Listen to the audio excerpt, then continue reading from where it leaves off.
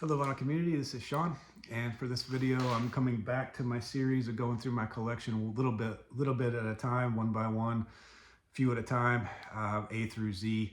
I'm currently at the B section of my journey to do this. This will take a long time to get through, probably a decade, if I keep doing them at the rate I'm doing it, and I keep collecting records at the rate I'm collecting. So I'm not sure if it's a wise decision to do this, but I may just give it up altogether. But I'm going to continue for now, as if it's going to happen for the remainder of my YouTube career doing vinyl record videos. So I'm back in my record room. I chose to sit down on this one, but I'm happy to be back in the confines of my record room. I was in the little office space that connects to our bedroom for the last two videos. My daughter's a little entrepreneur. She lives 90 minutes north of me. She commandeers this room for preparing for her launches, new collection launches, and also preparing for craft shows. There's one in Orlando, and then she's coming back today from Virginia, and then there's one in Detroit. So this next video that I do next week will probably be back in the base, or probably be relegated to the basement or the little office space by the bedroom for that. But I'm happy to relinquish this room whenever she needs it. So I'm going to start with Courtney Barnett, but I'm not really going to talk about her too much because she's in the video I posted about Australian bands in my collection to date. So she was featured in that. So if you want to refer to that video, watch that video. If you haven't watched it, then I would appreciate it. Like and comment to that video. Tell me what you have in your collection with regard to Australian artists. So I'm going to start, like I say, with Courtney, and just going to show them briefly. This is Courtney Barnett. The double EP is Sea of Split Peas, and this is we got Avant Gardner on it, and it's also got Out of the Woodwork. I like the first EP a little bit better than the second EP, but both are great to me, are very good to me. First one is great, second one's very good, I think. Just a great first record. This is the first record I had, I purchased as well.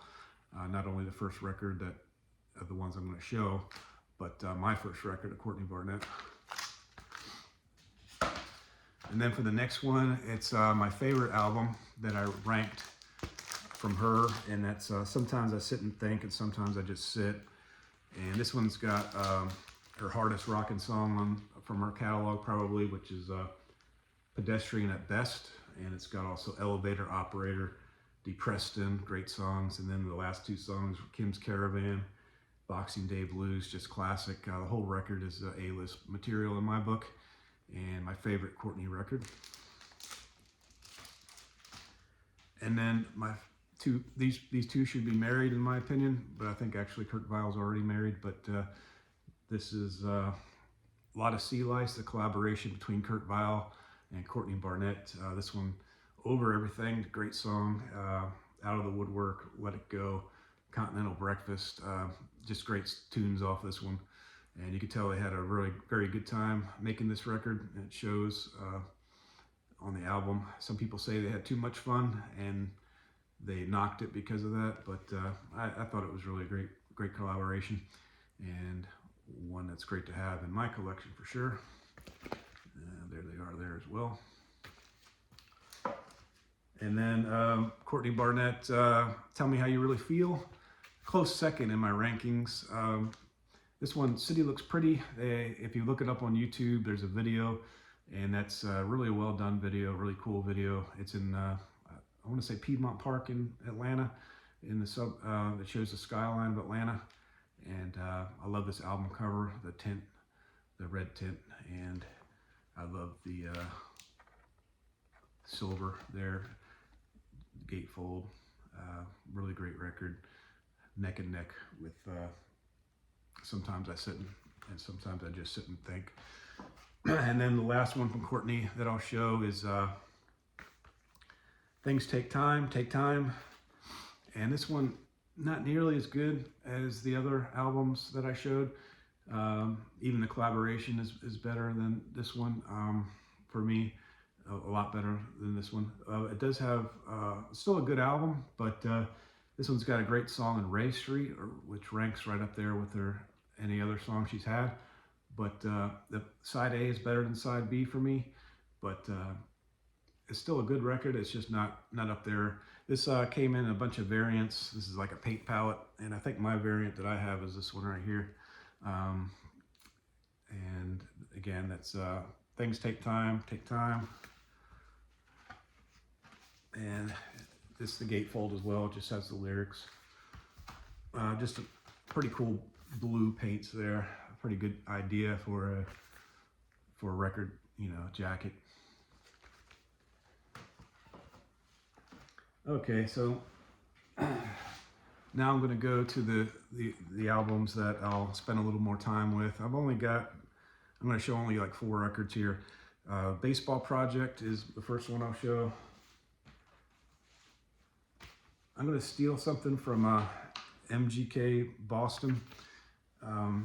He makes these cool little printouts on his printer. This is a picture of the band. That's Peter Buck there from REM. That's Scott McGowie. I'm probably pronouncing that wrong. And that's Steve Wynn from the Dream Syndicate, lead singer. It's a super group. And that's the drummer, which is Linda Pittman. She's been in a number of bands as well. And then not pictured is Mike Mills of REM.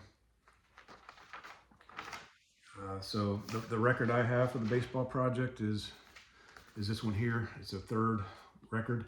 The album's called Third, named after also third base. And so they have a total of 4 records. Like I say, Grand Salami came out in 2023, is their latest record. You could buy this record that I'm showing here for $24 on Discog, a sealed copy. The band has the band met in 2007, or they formed in 2007 during REM's induction into the Hall of Fame. Somehow they met up and they decided to form a group. Steve Wynn, like I said, from the Dream Syndicate and Gutterball, and Pittman, the drummer, also was in the Steve Wynn and the Miracle 3. Pittman also plays with Buck and McGowie in Filthy Friends. Scott McGowie, he also helped REM in the Monster Tour.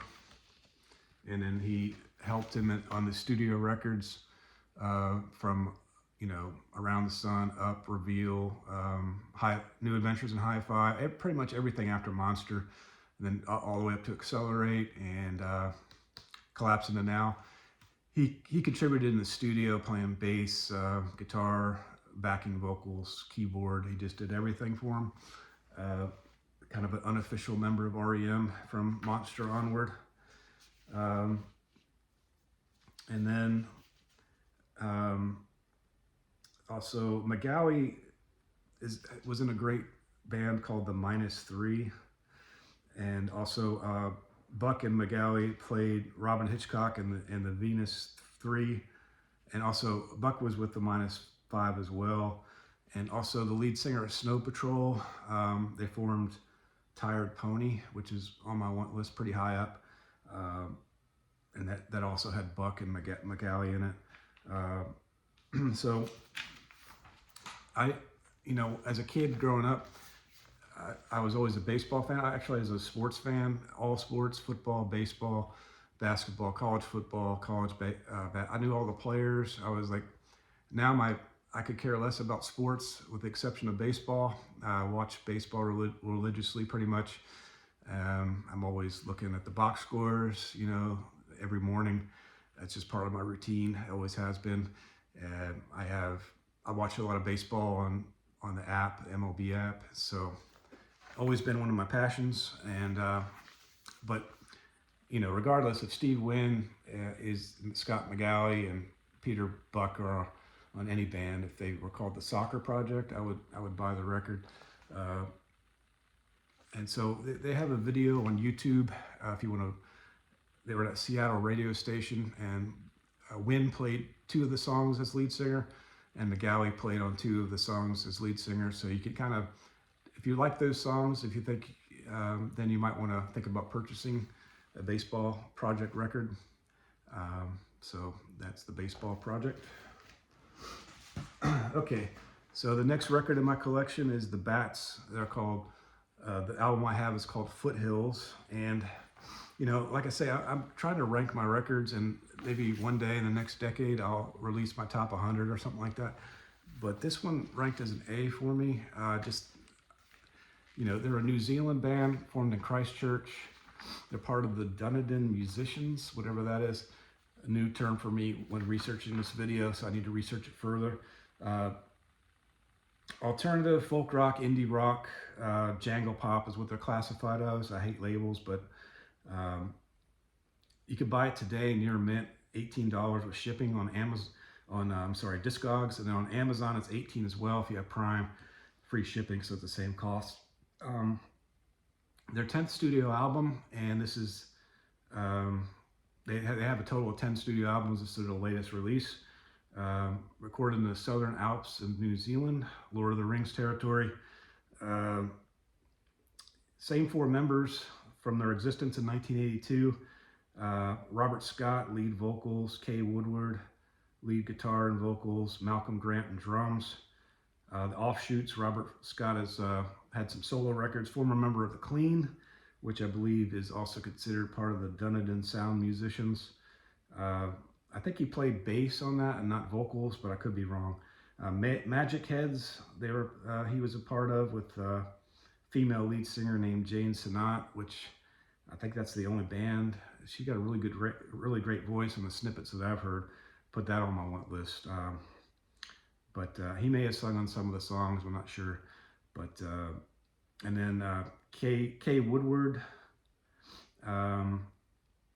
Yeah, so the band members are founded by Paul Keen, bass, Robert Scott, lead vocals, Kay Woodward, lead guitar and vocals, and then Malcolm Grant. And then Kay Woodward has just a great background voice. Oh my goodness.